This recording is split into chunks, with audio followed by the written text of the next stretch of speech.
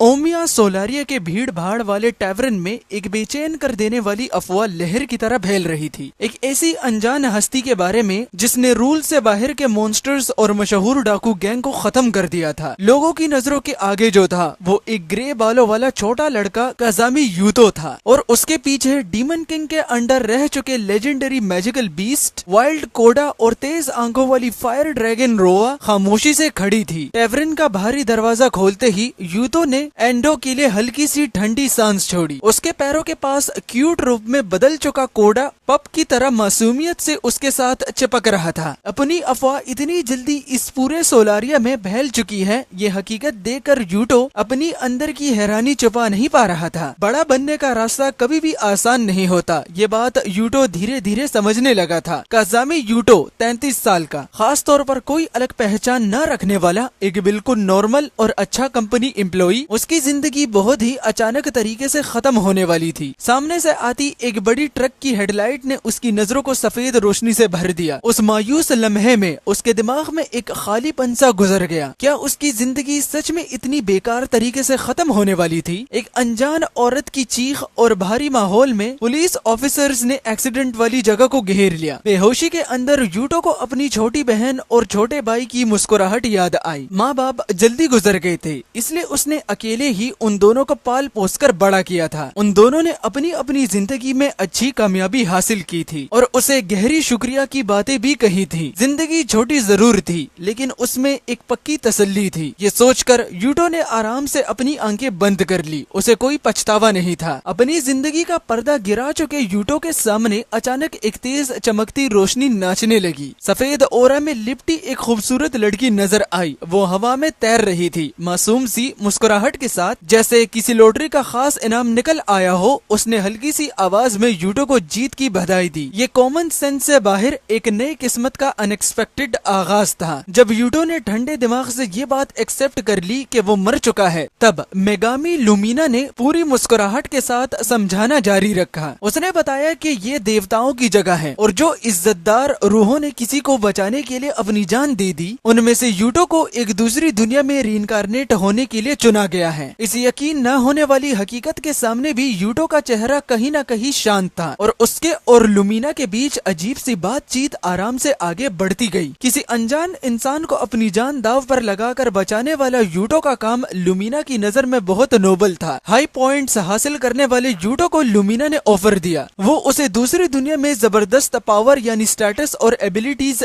देने वाली थी। हीरो बनने का हक और लड़ियों की तरफ से रिस्पेक्ट भरी नजरों का स्पेशल प्रिविलेज। लेकिन इस मीठी टेम्पटेशन के सामने भी यूटो की आंखों में हल्का सा शक आ गया। मेगामी लुमिना की तरफ से मिलने वाले अट्रैक्टिव स्टेटस और एबिलिटीज के ऑफर को यूटो ने शांत लेकिन साफ तौर पर मना कर दिया। उसे इतनी जबरदस्त पावर की जरूरत नहीं थी। अगली दुनिया में भी अगर वो अपने प्यारे परिवार और साथियों के साथ हंसकर अपने तरीके से शांति से जी सके तो उसके लिए वही काफी था। ज्यादा लालच न रखने वाली उसकी साफ और पाक ख्वाहिश चमकती हुई डिवाइन स्पेस में धीरे से गूंज उठी। यूटो की इतनी ज्यादा नम्रता देखकर मेगामी लुमिनिया हैरान रह गई। बिना कुछ दिए उसे दूसरी दुनिया में भेजना ठीक नहीं होगा। ये सोचकर उसने कम से कम देवताओं के गिफ्ट के तौर पर उसे एक मजबूत बॉडी देने का फैसला किया। ऐसी बॉडी जो किसी भी सख्त एनवायरनमेंट को बर्दाश्त कर सके। यूटो के कंफ्यूज होने के बावजूद लुमिना प्राउड एक्सप्रेशन के साथ रीइंकार्नेशन की तैयारी जल्दी जल्दी आगे बढ़ाने लगी। Countdown start. मेगामी लुमिना की एनर्जेटिक आवाज के साथ एक बड़ी मैजिकल वेपन ने आग उगल दी। Coordinates stable, output stable. Language की दीवार हिडन स्किल के थ्रू पार की जा सकती थी, लेकिन रीइंकार्नेशन की जगह और उम्र तक कंट्रोल नहीं की जा सकती। ये शॉकिंग सच की वो कंट्रोल नहीं कर सकती, फायर होने से बिल्कुल पहले आसानी से बता दिया गया। यूटो की परेशान चीख जबरदस्त रोशनी के भारी फ्लो में पल भर में निगल दी गई। अलविदा काजामी यूटो। मेगामी लुमिनिया के मासूम अल्फाज के साथ यूटो एक कंट्रोल न होने वाले डायमेंशनल बवंडर में खींच लिया गया। उसके पॉइंट्स के जरिए दी गई पावर्स कैसे होगी, ये रीइंकार्नेट होने के बाद का मजा था। बस नॉर्मल तरीके से जी सकूं वही काफी है। उसकी आवाज जल्दी ही रोशनी के उस पार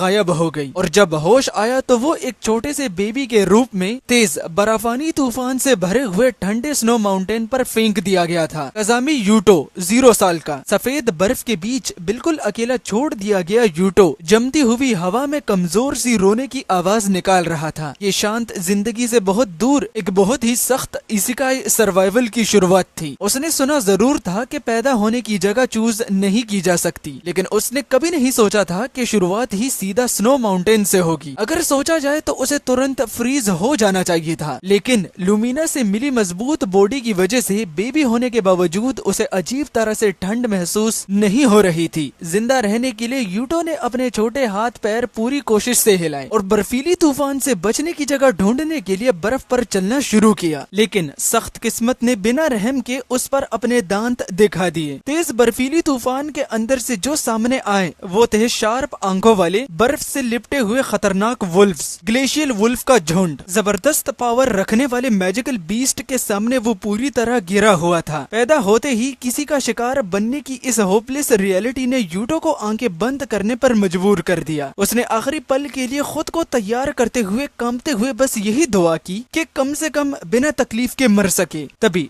यूटो के कानों में एक तेज आवाज गूंज उठी, हट जाओ। इस ठंडी और सख्त आवाज के साथ एक फायर ड्रैगन रोवान ने बर्फीली तूफान को चीर कर एंट्री ली। उसकी बेहतरीन मूवमेंट और जबरदस्त किकिंग पावर से ग्लेशियल वुल्फ्स का सफाया होता देख बेबी यूटो बस खुली आंखों से हैरानी में उसे देखता रह गया। एक ही अटैक में भेड़ियों के झुंड को उड़ा देने वाले रोवान की डर पैदा कर देने वाली स्ट्रेंथ देखकर यूटो इसेकाई के लोगों की लेवल से हिल गया। इतनी सख्त दुनिया में क्या वो सच में जिंदा बच पाएगा? इस डर में डूबे हुए यूटो से रोवान ने नरम आवाज में पूछा, क्या तुम ठीक हो? फिर उसने उसके छोटे से जिस्म को एक गर्म मफलर से धीरे से लपेट दिया। इतनी मौत के करीब स्नो माउंटेन पर एक बेबी क्यों है? रोवान ने फिक्र के साथ सोचा कि जरूर उसे ठंड लगी होगी। उसके सख्त दिखने वाले रूप के उलट उसकी गर्म इंसानियत ने यूटो के दिल को सुकून से भर दिया। रोवान ने समझ लिया कि अगर वो इस स्नो स्टॉर्म में ऐसे ही रहा तो उसकी जान खतरे में पड़ जाएगी। उसने एक गहरी सांस छोड़ी, फिर छोटे यूटो को अपनी बाहों में मजबूती से उठाया और चल पड़ा। भयंकर स्नो स्टॉर्म वाले स्नो माउंटेन से निकलने के बाद जो जगह सामने फैली हुई थी वो बाहर की सख्त दुनिया से बिल्कुल अलग थी।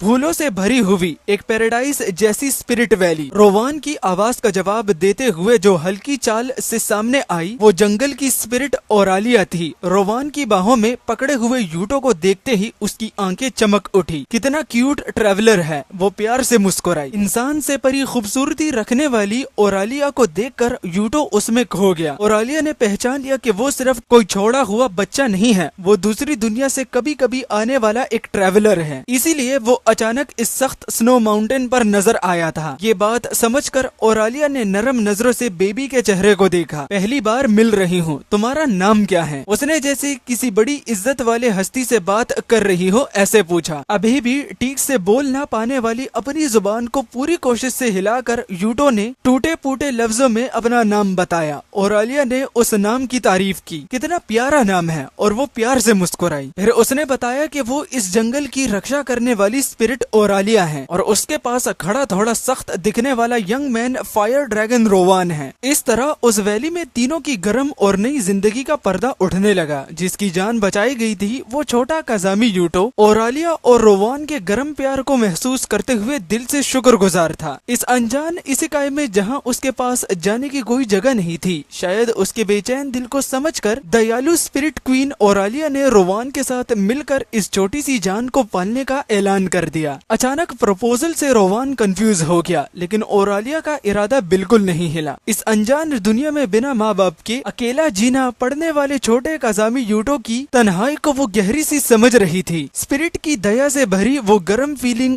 डर से कांपते हुए दिल को धीरे से लपेटने लगी। डीमन किंग ने अपने आखिरी पल में जो महसूस माइस्मा छोड़ा था उसकी वजह से बाहर की दुनिया अभी भी गहरी केओस और खतरों से भरी हुई है। ओरालिया की बात सुनकर रोवान को भी मन न होते हुए बाहर की दुनिया की सख्ती माननी पड़ी। उन दोनों की प्रोटेक्शन खो देने का मतलब तुरंत जान खोना था। इस रियलिटी के सामने काजामी यूटो के पास बस उन दोनों की ताकत पर भरोसा करने के अलावा कोई रास्ता नहीं था। अगर यहाँ उसे छोड़ दिया गया तो ये छोटी सी जान पक्का खत्म हो जाएगी। काफी सोच विचार के बाद आखिरकार थोड़ा ऑकवर्ड फायर ड्रैगन रोवान ने काजामी यूटो को आखिर तक बचाने का फैसला कर लिया। उस डिसीजन पर स्पिरिट क्वीन ओरालिया और छोटे लड़के ने खुशी की आवाज निकाली। वो पल था जब तीन तन्हा रूहों का रास्ता इस खामोश बैरियर के अंदर एक पक्के बॉन्ड से जुड़ गया। अब तुम आराम से रह सकते हो। ओरालिया की वो नरम आवाज रीइंकार्नेशन जैसे अजीब फेट से हिल चुके काज़ामी यूटो की रूह को गहरा सुकून दे रही थी। उसके नरम हाथ को छूते हुए यूटो ने दिल से राहत भरी मुस्कुराहट दी। इस रहम ना करने वाले इसेकाई में उन दोनों से मिलना ही सबसे बड़ा मिरेकल था। उसके सामने रखा गरम खाना और वो बिना शर्त का प्यार जो उसे अपनी पिछली जिंदगी में कभी महसूस नहीं किया था। किसी पर डिपेंड करना ना जानता हुआ काज़ामी यूटो का दिल उन दोनों के दिए हुए शांत रोजमर्रा के दिनों में धीरे धीरे पिघलने लगा। कभी न कभी जरूर इस हद से ज्यादा बड़े एहसान का बदला चुकाना है। ये बात उसने खामोशी से लेकिन मजबूती के साथ अपने दिल में कसम खा ली। शांत वक्त फिर पल भर में बीत गया। 1 साल बाद 4 साल का हो चुका काज़ामी यूटो गोडेस से मिलने अपनी एबनॉर्मल स्ट्रॉन्ग बॉडी को मूव करते हुए सख्त पत्थरों वाली जगह पर हल्की चाल से दौड़ रहा था, जिसे वो माँ सामा कहकर फॉलो करता था। उस स्पिरिट और आलिया के देखते रहने के बीच लड़का अपने अंदर छुपी रूल से बाहर फिजिकल एबिलिटी पर प्योर सरप्राइज और खुशी से भर गया था। वो हमेशा उन दोनों की प्रोटेक्शन पर डिपेंड नहीं रह सकता था। सेल्फ रिलायंस की जल्दी में काज़ामी यूटो ने बिना सोचे समझे क्लिफ चढ़ने की कोशिश की। रोवान ने टेंस चेहरे के साथ उसे पकड़ लिया। रोवान को भी माँ कह देने वाले लड़के की मासूमियत गलतफहमी पर स्पिरिट क्वीन और आलिया की हंसी गूंज उठी। वहाँ एक ऐसा गर्म सीन था जो असली फैमिली जैसा लग रहा था। उसने डेंजरस क्लिफ क्यों चढ़ी? इस सवाल के जवाब में काज़ामी यूटो ने सीरियस नजरों के साथ बैरियर के बाहर की तरफ इशारा किया। वो खाली और बर्बाद दुनिया जो माइस्मा से भरी हुई थी और जहाँ मैजिकल बीस्ट पागलों की तरह घूम रहे थे, और आलिया के बैरियर से प्रोटेक्टेड पीसफुल छोटी दुनिया में रुकने के बजाय वो अपनी आंखों से उस असली दुनिया को देखना चाहता था जहाँ उसे आगे चलकर जीना था। लड़के की आंखों में बसी पक्की डिटर्मिनेशन को पकड़कर रोवान ने हल्का सा मुस्कुराते हुए कहा कि सिर्फ आज के लिए स्पेशल परमिशन है। अगले ही पल रोवान ने काज़ामी यूटो को अपनी साइड में उठा लिया और इंसानों से भरे जंपिंग पावर के साथ बैरियर की बाउंड्रीज की तरफ उड़ गया। हवा को चीरकर आसमान में उड़ती उस ओवरवेलमिंग स्पीड को देखकर लड़का बस अपनी सांस रोककर रह गया। रोवान की जबरदस्त फ्लाइंग स्पीड से चक्कर काटते हुए भी काज़ामी यूटो सेफ तरीके से नीचे उतर गया। वो जगह कभी स्पिरिट पावर से भरी हुई एक खूबसूरत जमीन थी जिसे सेक्रेड वेलेरियस कहा जाता था। अपनी माँ ओलारिया से जुड़ी हुई जगह की हवा महसूस करते ही लड़का खामोशी से सांस रोक गया। लेकिन अब उस जगह के पहले वाला खूबसूरत रूप कहीं नजर नहीं आ रहा था। आसमान में इवल मॉन्स्टर्स झुंड बनाकर उड़ रहे थे और मियास्मा से लिपटी हुई वो जगह अब ब्लैक माउंटेन ऑब्सीडियन नाम के डेथ माउंटेन में बदल चुकी थी। यूटो उस बर्बाद मंजर को देखकर बिल्कुल लफ्ज खो बैठा। रोवान ने खामोशी से कहा कि वो यूटो को वो खूबसूरत स्पिरिट लैंड दिखाना चाहता था जिसे कभी स्पिरिट और आलिया ने प्यार किया था। सपने की तरह गायब हो चुका वो मंजर और उसके सामने फैला हुआ बदल चुका डेथ माउंटेन, इन दोनों रियलिटीज को देखकर यूटो के छोटे दिल में गहरी तन्हाई और उदासी भर आई। अगर वो बड़ा होकर इस माउंटेन को फिर से उसके पुराने खूबसूरत रूप में वापस ला सके तो ये उसकी दोनों माओं का एहसान का बदला बन सकता था। उसकी पक्की डिटर्मिनेशन और चमकती हुई आंखों को देखकर रोवान प्यार से मुस्कुराया। अभी तरीका नहीं पता, लेकिन तुम हो तो शायद कर भी सकते हो। उसने लड़के की पीठ पर मजबूती से हाथ रखा। पिछली जिंदगी में उसने कभी फ्यूचर ड्रीम के बारे में इतना गहरा सोचा भी नहीं था। उसके लिए ये पहली बार था जब उसने इतना बड़ा गोल अपने दिल में रखा था। खुद से वो कर पाएगा या नहीं ये उसे नहीं पता था, फिर भी एक दिन जरूर करके दिखाएगा। ब्लैक माउंटेन ऑब्सीडियन के बंजर जमीन के बीच छोटे लड़के ने गर्म जज्बे के साथ अपनी कसम ली, इस बर्बाद माउंटेन को फिर से उसके खूबसूरत रूप में वापस लाना। इस इतने बड़े सपने को पूरा करने के लिए सबसे पहली इस सख्त इसेकाई में जिंदा रहने लायक जबरदस्त ताकत चाहिए थी। अपने दिमाग में अजीब और समझ न आने वाले मैजिकल बीस्ट की तस्वीर सोचते हुए यूटो ने खुद को ट्रेन करने के लिए ज्यादा ताकत की तमन्ना करनी शुरू कर दी। उसी वक्त स्पिरिट वैली को कवर करने वाले बैरियर में एक अनएक्सपेक्टेड चेंज होने लगा। कोई अपने तेज क्लॉ से स्ट्रॉन्ग बैरियर वॉल पर टकरा रहा था और एक अजीब सी इम्पैक्ट साउंड गूंज रही थी। हैरान और आलिया ने जब अपनी नजर उस तरफ घुमाई तो वहाँ जबरदस्त प्रेशर छोड़ने वाला एक बड़ा मैजिकल बीस्ट वाइल्ड कोडा और उसका झुंड खड़ा था। स्वॉ ट्रेनिंग में डूबे हुए यूटा की मूवमेंट पहले से भी ज्यादा शार्प हो चुकी थी। उसके मास्टर रोवान की एक्यूरेट गाइडेंस के नीचे और इसेकाई में क्लियर गोल मिलने के बाद उसकी ग्रोथ स्पीड देखने लायक थी। डिनर के लिए माँ की आवाज सुनकर पसीना पोंछते हुए यूटो के चेहरे पर एक सेटिस्फाइड मुस्कुराहट आ गई। जिन माँ ने उसे पाला था उसके एहसान का बदला देने के लिए ब्लैक माउंटेन ऑब्सीडियन को उसके असली खूबसूरत रूम में वापस लाना, इसके लिए क्या करना होगा? यूटो के इस सवाल पर रोवान ने सख्त रियलिटी समझाई। सिर्फ पैदा होने वाले मैजिकल बीस्ट को मारना काफी नहीं होगा। दुनिया भर में फैली हुई माइस्मिया की असल जड़ को खत्म करना होगा। अगर एक रात में कम से कम 10 मैजिकल बीस्ट को नहीं मार सकते तो बैरियर के बाहर जिंदा रहना नामुमकिन है। रोवान के सामने रखे सख्त अल्फाज के बावजूद यूटो की आंखों में कोई कंफ्यूजन नहीं था। मैं मेहनत करूंगा मास्टर, उसने मजबूती से अनाउंस किया। बैरियर के बाहर के खतरों का सामना करने के लिए वो और भी ज्यादा सख्त ट्रेनिंग में खुद को डालने लगा। काज़ामी यूटो फायर ड्रैगन रोवान की सख्त गाइडेंस के नीचे रोज इंटेंस ट्रेनिंग में लगा रहता था। चोट लगने के बावजूद स्पिरिट क्वीन ओरालिया की हीलिंग मैजिक और गॉडेस से मिली एबनॉर्मल बॉडी की वजह से वो जल्दी रिकवर हो जाता। फैमिली जैसी गर्म फीलिंग में घिरा हुआ वो धीरे धीरे पक्की ताकत हासिल कर रहा था। यूटो की शॉकिंग रिकवर पावर देखकर ओरालिया को राहत तो थी, लेकिन उसके चेहरे पर फिर भी फिक्र की परछाई थी। पिछले कुछ सालों में पावरफुल मैजिकल बीस्ट बैरियर के आसपास बसने लगे थे और घनी माइस्पिया की वजह से बैरियर की पावर कमजोर होती जा रही थी। रोवान के चेहरे पर भी इस सीरियस सिचुएशन को देखकर सख्ती आ गई। बैरियर में आई चेंज को चेक करने के लिए रोवान खाना खत्म करके अकेला पेट्रोल पर जाने की तैयारी करने लगा। जब ओरालिया उस पर पूरा भरोसा कर रही थी तब बाहर की दुनिया के लिए अपनी क्यूरियोसिटी रोक ना पाने वाला काज़ामी यूटो भी साथ ले जाने की जिद करने लगा, लेकिन रोवान ने ठंडे अंदाज में उसके साथ आने से मना कर दिया और यूटो को बैरियर के अंदर मैजिकल बीस्ट का शिकार करने और प्रैक्टिस करने का ऑर्डर दिया। उसे समझाया गया कि रियल बैटल के लिए अभी बहुत जल्दी है। ओरालिया ने भी उसे बाहर ना जाने को कहा, लेकिन यूटो की एक्सप्लोरेशन वाली इच्छा इतनी आसानी से रुकने वाली नहीं थी। बैरियर के अंदर के मैजिकल बीस्ट वेनम स्किल को आसानी से हरा देने जितना ग्रो कर चुका काज़ामी यूटो, लेकिन अननोन बाहर की दुनिया को देखने की उसकी चाहत और भी बढ़ती जा रही थी। असली मैजिकल बीस्ट की स्ट्रेंथ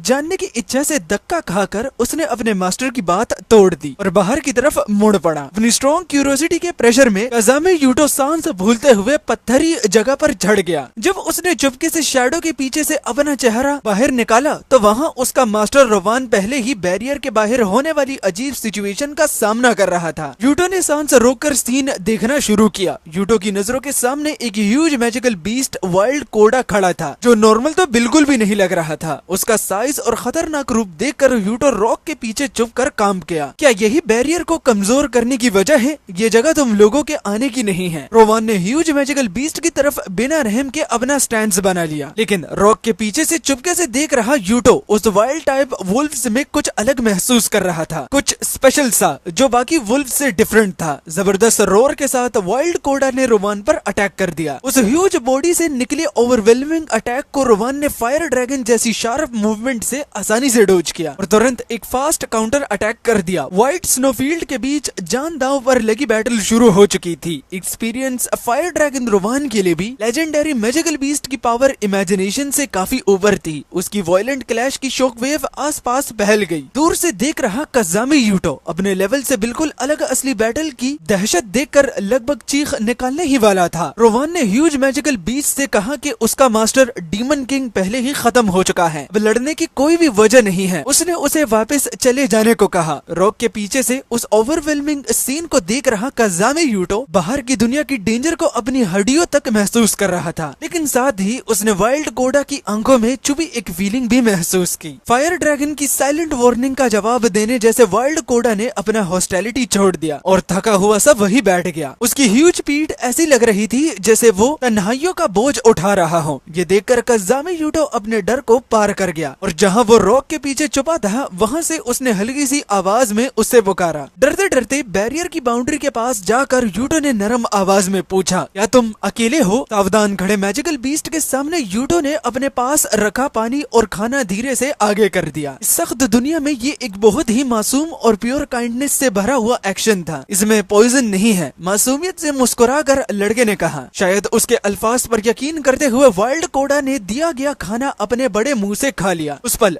डरावने मैजिकल बीस्ट और कमजोर इंसानी बच्चे के बीच रेस की दीवार पार करने वाले एक अजीब ट्रस्ट पैदा होने लगा। खाना खत्म करने के बाद वाइल्ड कोडा किसी नॉर्मल डॉग की तरह अपने मुंह के पास काटने लगा। ये देखकर रिलीव्ड यूटा ने कहा, लगता है तुम ठीक हो गए हो। लड़के की दिल से निकली मुस्कुराहट और बिना शर्त की काइंडनेस ने जख्मी मैजिकल बीस्ट के दिल को सच में हिल कर दिया था। अपने सामने खड़े ह्यूज वुल्फ को देखकर यूटो को पिछली जिंदगी का वो छोड़ा हुआ डॉग याद आ गया जिसे वो बारिश में बचा नहीं पाया था। दूसरे मैजिकल बीस्ट से अलग इस एग्जिस्टेंस में उसे कहीं न कहीं ऐसी इंटेलिजेंस महसूस हुई जैसी बात समझ सकता हो। तब यूटो ने अपने दिल के अंदर लंबे वक्त से छुपा हुआ रिग्रेट धीरे से बताना शुरू किया। वो डॉग जिसे वो बचा नहीं पाया कहना था, काश किसी काइंड इंसान ने उसे अपना लिया हो। यूटो ने कहा कि अगर वो उस डॉग को रख पाता तो उसका नाम कोडा रखता। ये बोलते हुए अचानक उसकी आंखों में एक आइडिया चमक उठा। लड़का अपने सामने बैठे लोनली मैजिकल बीस्ट को एक प्रपोजल देने वाला था। आज से तुम्हारा नाम कोडा है। यूटो ने एनर्जेटिक आवाज में उसका नाम रखा तो मैजिकल बीस्ट खुशी से गरज उठा। उसी पल उसकी नजर के सामने सिस्टम स्क्रीन दिखी। Team successful. मेगामी लुमिनिया ने जो अननोन एबिलिटी दी थी वो एक्टिवेट हो गई और वाइल्ड कोडा के पेनफुल पास्ट की मेमोरीज यूटो के दिमाग में बहने लगी। टेमिंग के जरिए शेयर हुई वाइल्ड कोडा की जरूरी मेमोरीज, वो मेमोरीज एक ऐसी लोनली और पेनफुल दिनों की थी जहां उसे अपने मास्टर डीमन किंग को खो दिया था, जीने का मकसद भी खो दिया था, अपना ग्रुप भी खो दिया था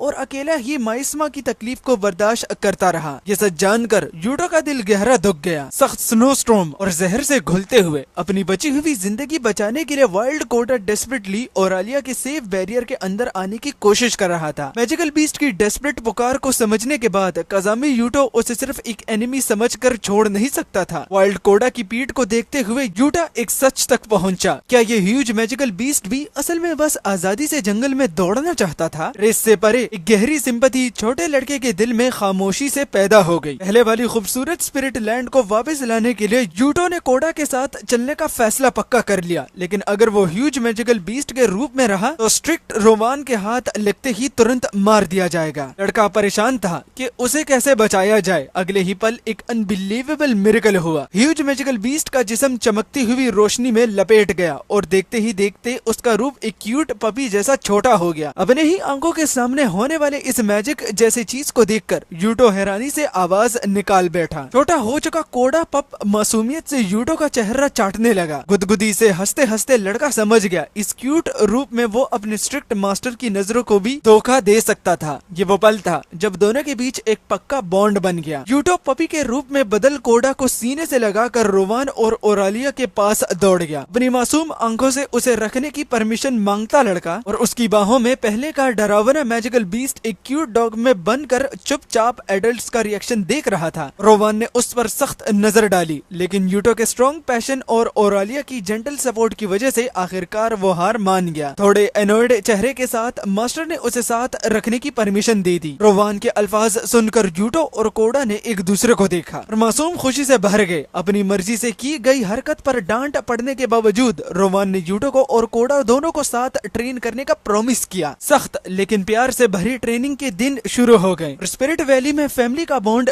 गहरा होता गया। इस तरह 2 साल का वक्त खामोशी से गुजर गया। 6 साल का होकर मजबूत ग्रो कर चुका काजामी यूटो सीधी आंखों से अपने माँ बाप जैसे दोनों लोगों से बोला वो इस गर्म माउंटेन को छोड़कर अपनी आंखों से वाइड वर्ल्ड देखना चाहता है। ये उस लड़के के अनशेकेबल डिसीजन का पल था जहाँ वो अपनी डेस्टिनी खुद बनाना चाहता था। डिपार्चर के दिन यूटो और कोडा माइनस्टोन एम्बरस्टोन जाने वाली शेयर्ड कैरेज के सामने खड़े थे। कैरेज ड्राइवर कार्टर ने एक छोटे बच्चे और डॉग जैसे अनयूजुअल पैसेंजर को नरम अंदाज में अंदर बुलाया और एक नई दुनिया का दरवाजा अब खुलने वाला था। घोड़ा गाड़ी में चढ़ते हुए यूटो ने अपने सीने की धड़कन को दबाया। मेहनत करनी होगी, उसने दिल में मजबूत कसम खा ली। फिर अचानक पीछे मुड़कर कोडा को पुकारते हुए लड़के ने अपने घर स्पिरिट वैली को अलविदा कहा। उम्मीद और डर के बीच मिलती हुई उसकी लंबी जर्नी का पर्दा उठने वाला था। रवानगी से कुछ दिन पहले जब काजामी यूटो ने कहा था कि वो इस माउंटेन को छोड़कर वाइड वर्ल्ड देखना चाहता है, तो स्पिरिट क्वीन और फायर ड्रैगन रोवान अपनी हैरानी छुपा नहीं पाए। लड़के के इतने अचानक डिसीजन ने फैमिली की तरह उससे गहरा प्यार करने वाले दोनों के दिल में उलझन भर दी। तुम अभी इतने छोटे बच्चे हो, थोड़ा और बड़े हो जाओ, फिर जाना भी देर नहीं होगी। ओरालिया ने पूरी कोशिश से यूटो को रोकने की कोशिश की। बाहर की दुनिया की जालिम रियलिटी जानते हुए अपने प्यारे बच्चे को जाने देना उसके लिए बर्दाश्त से बाहर डर था, लेकिन यूटो का डिसीजन बिल्कुल नहीं हिला। वो कोडा के साथ ट्रेनिंग करता रहा था और बैरियर के अंदर के मैजिकल बीस्ट वेनम स्केल को आसानी से हरा देने जितना ग्रो हो चुका था। मुझे माओ से बहुत प्यार है, लेकिन मैं उस बाहर की दुनिया को बदलना चाहता हूँ जो मनहूस जहरीली हवा से बर्बाद हो चुकी है। उसकी सीधी बात ने सबके दिल को छू लिया। किसी और का वेट करने के बजाय कि वो दुनिया को बचाएगा, वो खुद अपने हाथों से उस मनहूस जहरीली हवा को मिटाने का तरीका ढूंढना चाहता था। यूटो ने कहा कि वो जितना जल्दी हो सके दुनिया को समझना चाहता है और फिर एक्शन लेना चाहता है। छोटा होने के बावजूद उसके अंदर जो पक्का बिलीफ था, उसे देखकर एडल्ट्स भी धीरे धीरे ओवरवेल्म होने लगे। मैं उन माउंटेन्स को वापस उनकी असली खूबसूरत रूप में लाना चाहता हूँ जिनसे माओ ने प्यार किया था। सेक्रेट वैली को फिर से वैसा बनाना चाहता हूँ। यही यूटो का बड़ा और प्योर ड्रीम था। उसके दिल के अंदर छुपी गहरी विश उस छोटे लड़के के घर में शांत डिटर्मिनेशन के साथ गर्म आवाज की तरह गूंज उठी। मैं भी असली खूबसूरत विलारियस देखना चाहता हूँ। यूटो की बिल्कुल साफ आंखों को देखकर ओरालिया लफ्ज खो बैठी। सख्त फेट का सामना करने जा रहे लड़के की अनशेकेबल स्ट्रेंथ देखकर उसके दिल में उसे रोकने वाली हेसिटेशन धीरे धीरे पिघलने लगी। लड़के का रिजॉल्व एक्सेप्ट करते हुए रोवान ने कहा, बस अपने आप को हद से ज्यादा फोर्स मत करना। उसने धीरे से उसकी हिम्मत बढ़ाई। जो काम मैं बच्चा होने की वजह से नहीं कर सकता उसके लिए मैं एडल्ट्स पर डिपेंड करूंगा। अब मैं बहुत सारे नए एक्सपीरियंसेस करूंगा। यूटो के उस सिंसियर और ऑनेस्ट जवाब पर ऑकवर्ड फायर ड्रैगन ने अपनी आंखें नरम कर ली। शायद वो फेल हो जाए, शायद कुछ रातों में उसका दिल टूटने लगे। फिर भी यूटो ने मजबूती से कहा कि वो अपनी आंखों से बाहर की दुनिया देखना चाहता है। उसके छोटे से जिस्म में बसी एंडलेस करेज और क्यूरियोसिटी अब एक ऐसी चमकती रोशनी बन चुकी थी जिसे कोई भी रोक नहीं सकता था। पता ही नहीं चला और वो हैरान कर देने जितना अच्छा ग्रो हो चुका था। चाहे हम दूर हो जाएं, फिर भी हम फैमिली हैं। यूटो के इन नरम अल्फाज पर ओरालिया की आंखों में बड़े बड़े आंसू भर आए। खून का रिश्ता न होने के बावजूद उन्होंने जो बॉन्ड बनाया था वो किसी भी डिस्टेंस से हारने वाला नहीं था। मैं हमेशा आप दोनों का बच्चा रहूंगा और आप दोनों मेरे प्रेशियस फैमिली हो। इन लफ्जों के बाद ओरालिया ने आखिरकार उसे भेजने का फैसला कर लिया। उसे रोकने की चाहत अब भी दिल में थी, लेकिन गहरे प्यार से जुड़े इन तीनों के दिल अब शुरू होने वाली लड़की की एंडलेस जर्नी को गर्म दुआओं से ब्लेस कर रहे थे। बाहर की दुनिया ना जानते हुए काजामी यूटो के लिए रोवान ने फैसला किया कि वो उसे अपने पुराने साथी के पास भेजेगा। उसकी मंजिल थी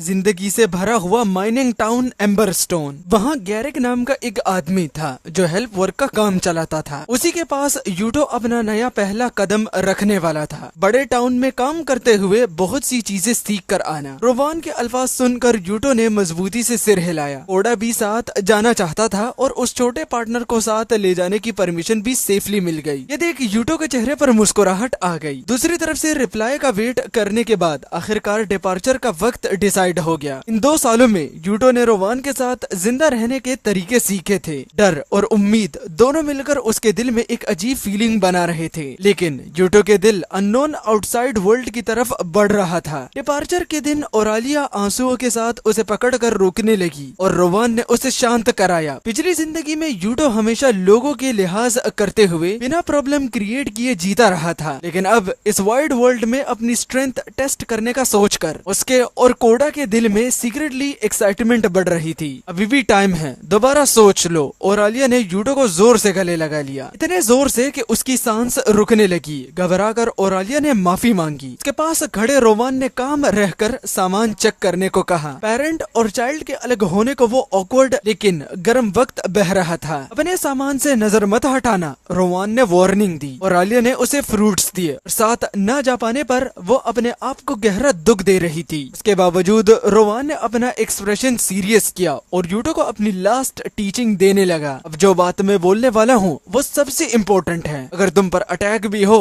तो कभी भी सीरियस होकर फाइट मत करना। यूटो अभी एक बच्चा था। अगर वो किसी एडल्ट को चोट पहुंचा देता तो अननेसेसरी शक और फाइट पैदा हो सकती थी। रोवान ने लड़ने के बजाय भागने की इम्पोर्टेंस समझाई। यूटो ने सीरियस तरीके से सिर हिलाया। फिर रोवान से फेयरवेल गिफ्ट के तौर पर एक चीज उसके सामने रखी। रोवान ने जो चीज दी वो एक पुराना टैक्टिकल नाइफ था, वही चाकू जो रोवान ने सालों तक यूज किया था और जिसने उसके साथ कई एडवेंचर्स देखे थे। कहा जाता था कि जब रोवान अपने घर से निकलता था तब वो इस नाइफ को चुपके से साथ ले आया था। उस ब्लेड में मास्टर की ऑकवर्ड लव और गहरे ट्रस्ट का प्रूफ क्लियरली महसूस हो रहा था। मास्टर से मिली उस हैवी मीनिंग वाली नाइफ को पकड़कर यूटो ने दिल से शुक्रिया कहा। जाओ। रोवान के स्ट्रॉन्ग वर्ड्स और ओरालिया की वार्म नजरों के बीच यूटो ने आखिरकार बैरियर के आगे अननोन वर्ल्ड की तरफ अपना कदम बढ़ा दिया। माइनिंग टाउन एम्बरस्टोन की तरफ जाते हुए अपने दोनों फैमिली मेंबर्स से दूर होने की लोनलीनेस यूटो महसूस कर रहा था। फिर भी उसने सीधा आगे देखा। ये रास्ता उसने खुद चूज किया था। अपने आप को हिम्मत देते हुए और पास में एनर्जेटिक तरीके से भौंक रहे कोडा के साथ उसने होप से भरे नए एडवेंचर का पर्दा खोल दिया। कोडा की एनर्जेटिक आवाज के साथ काजामी यूटो की नई जर्नी शुरू हुई। धड़कते दिल के साथ घोड़ा गाड़ी में बैठकर यूटो बाहर बहती हुई सीनरी को चमकती आंखों से देख रहा था। अननोन आउटसाइड वर्ल्ड के लिए एक्सपेक्टेशन को दिल में लिए लड़का लड़का और उसका छोटा पार्टनर एंडलेस एडवेंचर का पहला कदम रख चुके थे। गैरेज के अंदर ड्राइवर कार्टर फ्रेंडली तरीके से यूटो से बात करने लगा। उसने बताया कि डेंजरस मैजिकल बीस्ट के घूमने वाले इस बॉर्डरलैंड से सवारी मिलना रेयर होता है। इस वक्त कैरेज पूरी तरह प्राइवेट जैसी खाली थी। कार्टर के मुंह से ग्रेनाडस नाम का एक मिस्टीरियस आदमी की बात सुनकर यूटो ने हल्का सा अपना सिर झुका दिया। कार्टर प्राउड तरीके से जिस शख्स के बारे में बोल रहा था वो एक लेजेंडरी ग्रेट हीरो था, एक ऐसा हीरो जिसने कभी डीमन किंग को हरा दिया था और अकेला हजारों के बराबर माना जाता था। कहा जाता है कि मास्क पहने हुए वो मिस्टीरियस वॉरियर कभी कभी इस शेयर्ड कैरेज का भी यूज करता है। इतनी अनबिलीवेबल और ओवरवेलमिंग स्ट्रॉन्ग एग्जिस्टेंस के बारे में सुनकर यूटो ने प्योर सरप्राइज के साथ हल्की सी आवाज निकाली। यूटो अपने मास्टर रोवान की बॉटमलेस स्ट्रेंथ जानता था, लेकिन अब उसे गहरा एहसास हुआ कि इस वर्ल्ड में उससे भी ज्यादा पावरफुल एग्जिस्टेंस मौजूद है। एक प्रॉपर एडल्ट बनने के लिए उसे और ज्यादा सीरियस होना पड़ेगा। आगे उसका वेट करने वाली अननोन मीटिंग और ट्रायल के बारे में सोचकर लड़के का सीना और तेज धड़कने लगा। थोड़ी देर बाद जब कैरेज एक बड़े पोस्ट टाउन से गुजरी तो जो कैरेज पहले खाली थी वो देखते ही देखते बहुत सारे पैसेंजर से भर गई। सांस लेने में भी मुश्किल कर देने वाली भीड़ के बीच यूटो और कोडा एक दूसरे के पास चिपक गए। सफर की थकान से दोनों धीरे धीरे गहरी नींद में डूब गए। और इसी के साथ हम अपना पहला पार्ट यहाँ पर खत्म करते हैं। अगर वीडियो पसंद आई तो ज्यादा से ज्यादा लाइक करना, और अगर नहीं भी आई तो प्लीज वीडियो की रीच बढ़ाने के लिए लाइक कर दो, क्योंकि मेहनत तो अगर वीडियो बकवास भी हो तो उस पे भी लगी है, इसलिए मोटिवेशन ज्यादा जरूरी होती है वीडियो बनाने के लिए। तो मोटिवेशन लाइक को देखकर, कमेंट्स को देखकर, और जब आप लोग हाइप का बटन दबाते हो ना तो बहुत ज्यादा मिलती है। चलो इसके दूसरे पार्ट का तो तब पता चलेगा जब पहला पार्ट अच्छा परफॉर्म करेगा, वरना तो चेनवू की वीडियो तो वैसे भी आने ही वाली है। सोया अलविदा, टाटा एंड बाय।